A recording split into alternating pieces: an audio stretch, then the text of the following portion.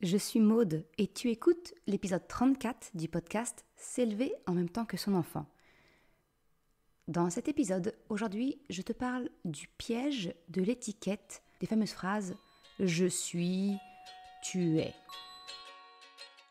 Salut et bienvenue sur le podcast S'élever en même temps que son enfant. Je suis Maude, coach certifiée chez Mercredi, mais surtout maman de 3 enfants. Sur ce podcast, je t'aide à conjuguer la bienveillance avec la réalité de ton quotidien de maman. Utiliser ton choix d'une parentalité bienveillante comme un accélérateur de ton propre développement personnel. T'aider à changer de regard sur les situations que tu vis avec ton enfant pour t'en servir, pour grandir et apprendre sur toi. Salut, je suis contente de te retrouver aujourd'hui pour un nouvel épisode. Un nouvel épisode sur le thème des pièges. Le piège de l'étiquette et surtout de tous ces petits pièges, tu sais, quand tu dis tu es en colère, je suis trop nulle d'avoir répondu ainsi, parce que je suis bête, t'es pas gentil d'avoir tapé, oh, t'es franchement pas sage, t'es fatigant, oh, je suis pas une bonne mère, je suis pas un bon père. Toutes ces petites phrases qu'on peut avoir de façon automatique, qui font partie de notre quotidien et qui finalement sont des étiquettes. Soit on le dit pour parler de notre enfant, d'un collègue ou autre, soit on se les dit à soi-même. Mais dans les deux cas, c'est quelque chose de négatif parce que toutes ces phrases, ce sont réellement des étiquettes. Alors juste avant d'aller un petit peu plus loin, j'aimerais en profiter pour te parler de la formation sur laquelle je travaille actuellement à créer, la formation S'élever en même temps que son enfant, qui sera un mixte de conseils en tant que coach parental pour ton enfant, mais également de développement personnel. Parce que tu le sais, toi qui écoutes ce podcast, pour moi, la maternité, la parentalité d'une façon générale, c'est un excellent vecteur de développement personnel pour grandir toi aussi aux côtés de ton enfant. Donc si jamais cela t'intéresse, je te mets en description de cet épisode un lien pour t'inscrire à la liste d'attente, pour être tenu informé de la sortie de la formation, des éléments qui vont le constituer. Ça n'a absolument il n'y a aucun engagement à t'inscrire sur la liste d'attente. Ça te permettra juste d'être averti avant tout le monde, avant la sortie officielle de la formation, et d'avoir des informations en primeur, j'ai envie de te dire. Voilà, j'ai terminé mon petit laïus promo, autopromotion on va dire, et maintenant on rentre vraiment dans le vif du sujet. Si je reprends les petites phrases dont je te parlais là, peut-être que certaines de ces exemples te semblent plus faciles à identifier comme des étiquettes. Par exemple, le fameux « tu n'es pas gentil »,« tu es fatigant »,« tu es un vrai petit diable »,« tu es méchant », etc. Parce qu'en fait, ce sont des phrases. Dans ces phrases-là, il y a une notion de comparaison, une notion de jugement. Fatigant, pas gentil, méchant, un petit diable. Mais peut-être aussi que de considérer les phrases comme « ce que je suis bête », « je suis pas une bonne mère, je suis pas un bon père »,« tu es en colère », peut-être que ça, ce sont des phrases qui sont peut-être plus difficiles pour toi, comme étant des étiquettes, et que ça te paraît un peu trop tiré par les cheveux. Et pourtant, ce sont réellement des étiquettes. Pour la simple et bonne raison que toutes ces phrases ont un point commun, celle d'utiliser le verbe être. Je suis, tu es. Le verbe être, c'est par définition un verbe qui définit. D'ailleurs, on dit bien un être humain. L'être, c'est vraiment l'essence même de ce que nous sommes, de qui nous sommes. Donc, tu comprends bien que tout ce qui suit le verbe être, c'est d'une façon ou d'une autre une définition de qui nous sommes et donc de l'étiquette que nous endossons. Ma volonté avec l'épisode d'aujourd'hui, c'est encore et toujours une prise de conscience. C'est réaliser que tout ce que tu fais suivre derrière « je suis » ou alors quand tu parles de ton enfant ou de quelqu'un d'autre « tu es », c'est finalement une étiquette que tu poses. Alors, je te partage aujourd'hui ma réflexion sur le sujet et surtout comment contourner ce piège de l'étiquette. Tu le sais bien, je te laisse pas comme ça. Mais voilà, si on y réfléchit un petit peu, la phrase « tu es en colère », mais tu n'es pas ta colère, tu es bien plus que cela. Ta colère, ce n'est qu'une émotion transitoire d'un instant T. Et même sous le coup de cette émotion, à l'instant T, bien, tu ne te réduis pas à cela. De la même façon, ton enfant ne se résume pas à un mauvais comportement qu'il a pu avoir. Tu es méchant. Bien sûr qu'il y a des moments où il est agréable, câlin, aimant. Et non, je te vois venir. Pas seulement quand il dort. Non, il y a bien des moments où il est éveillé et il est agréable. Ce que je veux dire, trêve de rigolade, c'est que réduire ton enfant à une phrase « tu es méchant », c'est assez facile à comprendre pourquoi c'est une étiquette. Si tu m'écoutes, c'est que tu es dans une démarche de comprendre la parentalité bienveillante. Je pense que c'est quelque chose qui te semble assez logique. Mais il y en a des un peu plus sournoises. La fameuse petite phrase que peut-être tu te répètes « je suis trop nulle ». Et toutes ces variantes, aux différents noms d'oiseaux. Mais bien sûr que tu n'es pas une personne stupide, bête ou nulle. Et si tu le penses vraiment, j'ai envie de te dire, contacte-moi pour un appel découverte de mon accompagnement individuel, parce qu'il y a vraiment urgence que l'on travaille ensemble ton estime de toi-même, ta confiance en toi.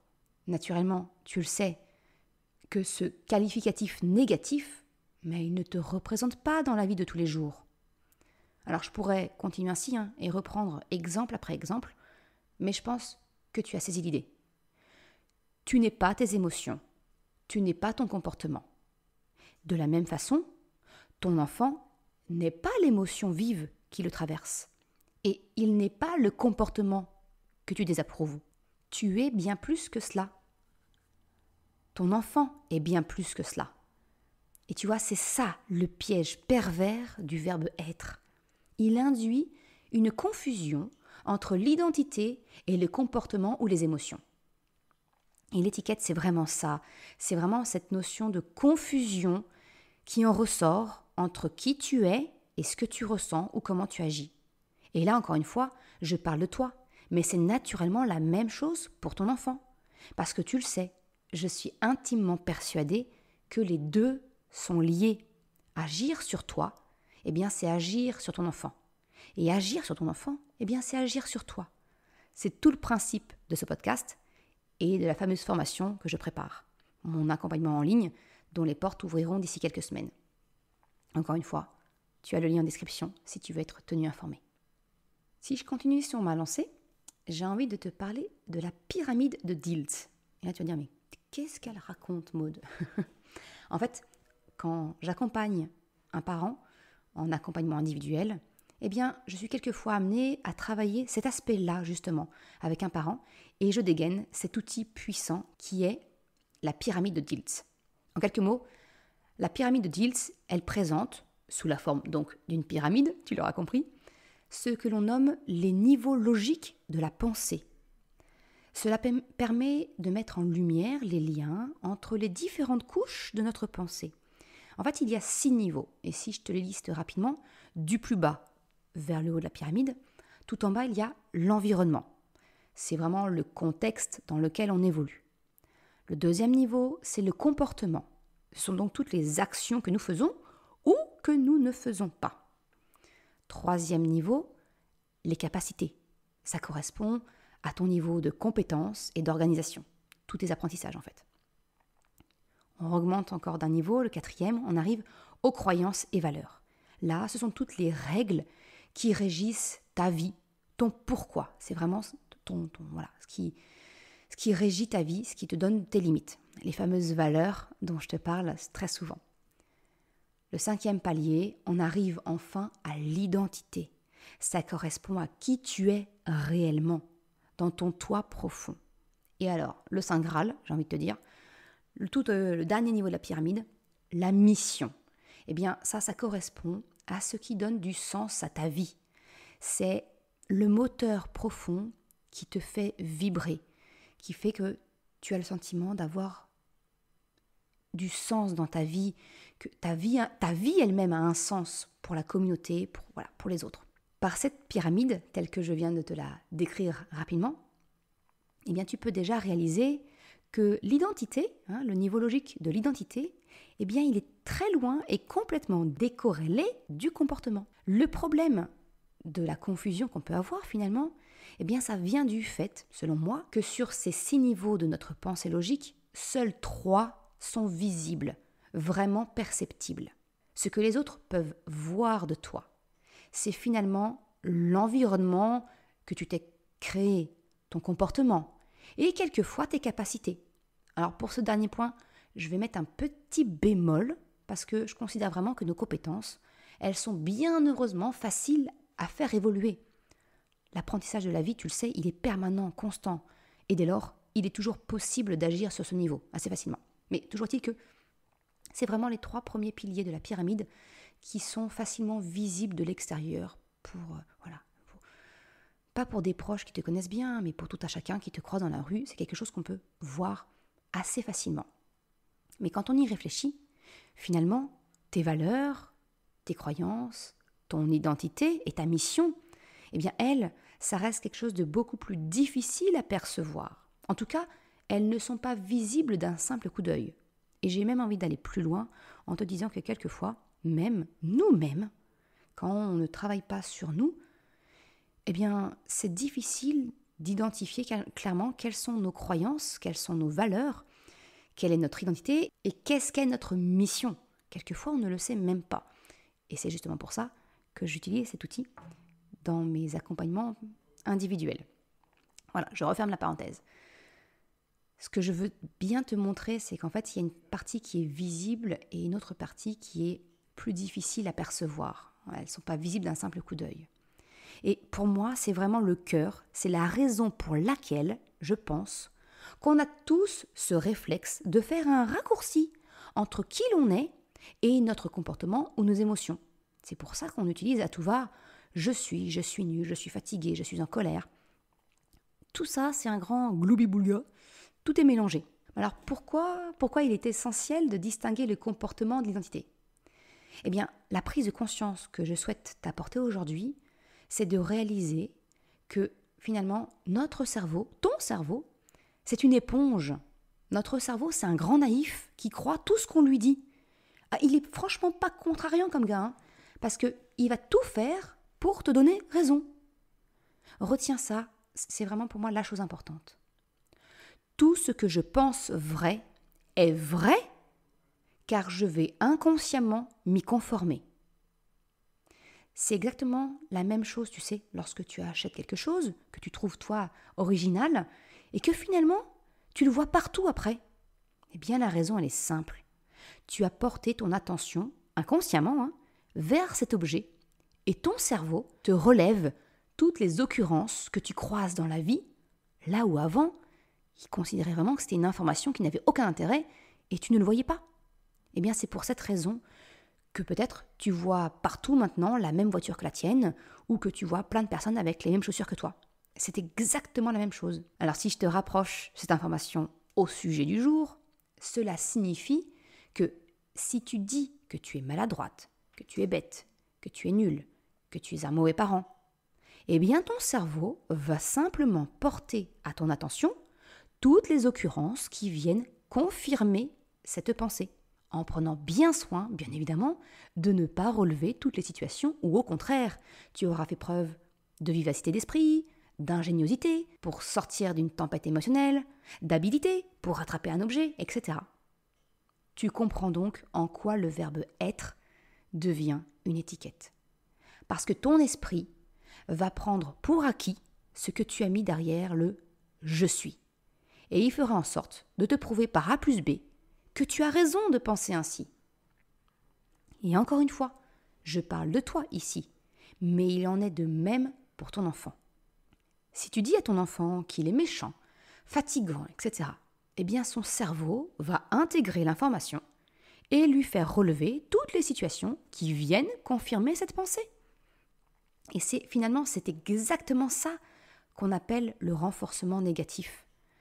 C'est une notion que j'avais déjà abordée dans l'épisode bonus numéro 4, comment éviter une crise en magasin. Je t'avais un petit peu expliqué ce concept du renforcement négatif, mais là encore, avec ces explications, j'espère en tout cas que ça devient un petit peu plus clair pour toi de ce qu'est le renforcement négatif. Finalement, c'est cela le piège de l'étiquette. Sans parler du risque que cela ne devienne la petite voix intérieure de ton enfant qui va intégrer « je suis méchant, je suis fatigant, je suis bête, je suis maladroit, etc. » Alors je pense qu'avec ces explications, je t'ai peut-être donné un peu matière à réfléchir pour peut-être changer cela. Mais alors, oui, c'est gentil d'avoir porté ça à ma connaissance, Maud, mais je fais comment ? C'est exactement ce qu'on va voir maintenant. Je te laisse pas comme ça, tu le sais bien.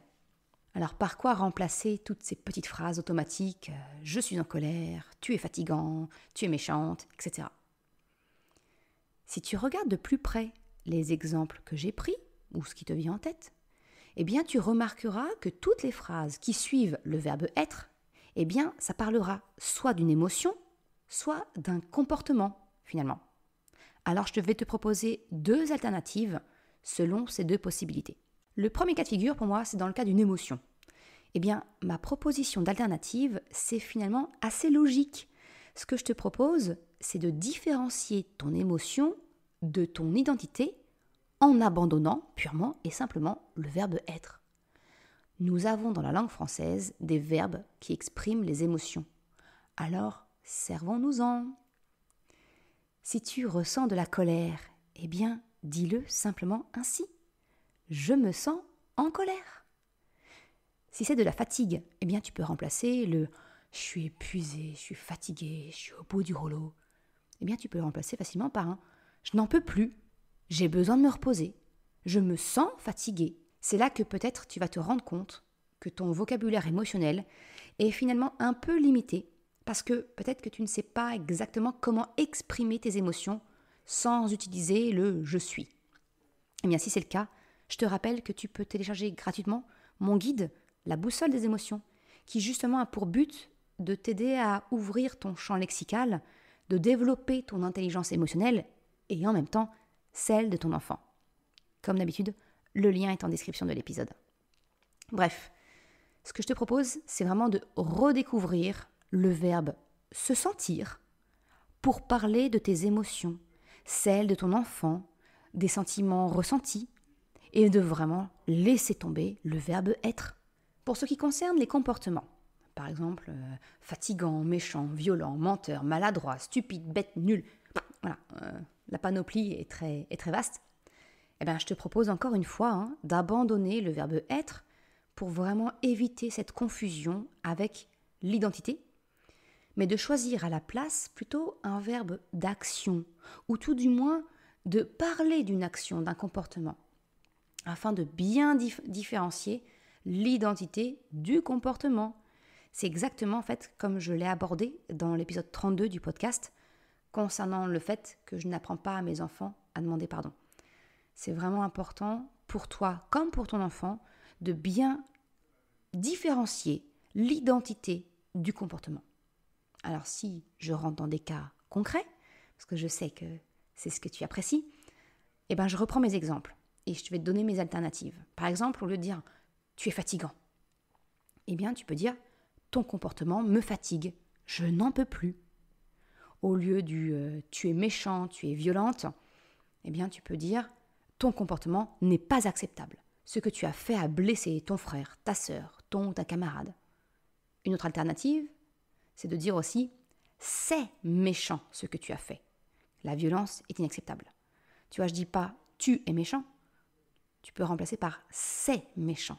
Cela est, l'action a été méchante. Ce n'est pas toi, c'est l'action qui a été méchante. Mon troisième exemple, c'est « tu es menteur ». Eh bien, tu peux le remplacer ça par « j'ai besoin que tu dises la vérité pour que je puisse avoir confiance en toi. Quand tu ne dis pas la vérité, je perds confiance en toi, en ce que tu fais, et ce n'est pas acceptable. Je suis maladroite. Eh bien ça peut facilement être remplacé par « j'ai été trop vite, j'ai manqué de concentration, je n'ai pas regardé ce que je faisais ». Des phrases comme, on se dit très souvent, je suis bête, je suis nulle, je suis stupide, etc. Eh bien tu peux simplement dire « j'ai manqué de concentration, je n'ai pas pris le temps de réfléchir, j'ai voulu aller trop vite ». Tu vois, il y a plein de façons de détourner pour vraiment ne pas te coller cette étiquette ou la coller à ton enfant. Alors pour terminer cet épisode, je voudrais vraiment insister sur un fait. Finalement, la question n'est pas de savoir qui tu es, mais plutôt qui tu choisis d'être. Si tu la transposes à ton enfant, eh bien la question c'est de ne pas savoir qui est ton enfant, mais c'est plutôt de lui apprendre à choisir qui il est. C'est vraiment de reprendre le pouvoir de qui tu veux être. Redonne le pouvoir à ton enfant de qui il choisit d'être. Ce n'est pas les actes ou les émotions qui définissent qui nous sommes, mais plutôt qui on choisit d'être. Alors si je vais faire un petit parallèle avec la culture populaire, on va dire, eh bien j'ai envie de te parler d'une série diffusée sur Netflix que j'ai regardée récemment, Lucifer. Lucifer qui parle du diable qui vient sur Terre et qui fait face à ses émotions. Alors bien évidemment, au-delà du physique de Tom Ellis qui campe le diable, c'est plutôt ma came, mais j'ai bien aimé ce divertissement. Alors si tu ne connais pas ou que tu n'as pas dépassé la saison 4, je te conseille de zapper cette partie parce que sinon je vais te spoiler et ce serait dommage. Mais si tu connais, eh bien je voudrais te faire le parallèle avec cette série pour rendre peut-être un peu plus clair ce que j'ai voulu te partager dans l'épisode du jour. Peut-être que tu as ressenti un petit peu un côté un peu trop philosophique, et pourtant c'est franchement pas mon truc, si j'en juge par ma note au bac. Mais en gros, ce que je veux te partager, c'est que toi, moi, ton enfant, nous sommes comme les anges de la série Lucifer. Nous avons cette capacité d'auto-actualisation. Dans la série, Lucifer pense ne plus mériter son masque démoniaque, alors il le perd.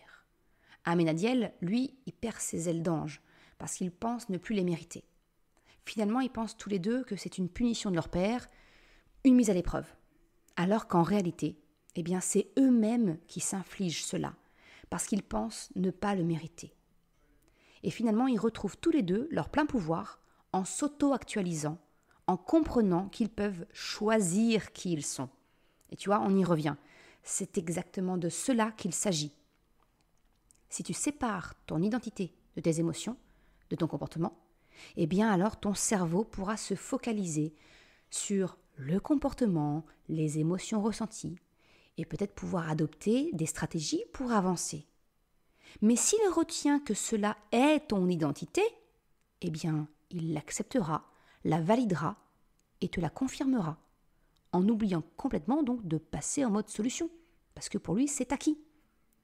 Alors là encore une fois, je parle de toi, mais il en est de même pour ton enfant. La conclusion de tout ça, eh bien c'est conserve le verbe être, je suis, tu es, uniquement pour ce qui est positif. Et tout ce qui s'apparente, de près ou de loin, à une barrière psychologique, à une croyance limitante, à quelque chose de péjoratif, de négatif, dissocie-le de toi ou de ton enfant. Utilise « je me sens » si cela concerne un sentiment, une émotion, ou alors parle du comportement, utilise un verbe d'action qui met vraiment l'accent sur le comportement, les actes, et non pas l'identité. Je te remercie d'avoir écouté cet épisode jusqu'à la fin. Comme d'habitude, tu retrouveras une retranscription sur le site mercredi.com.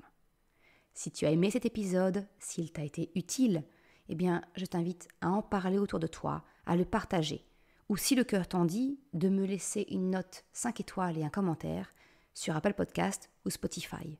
Cela me permet de faire connaître le podcast et m'encourage à progresser. Un grand merci à celles et ceux qui prennent également le temps de m'envoyer des messages privés ou des mails pour m'encourager. Merci beaucoup.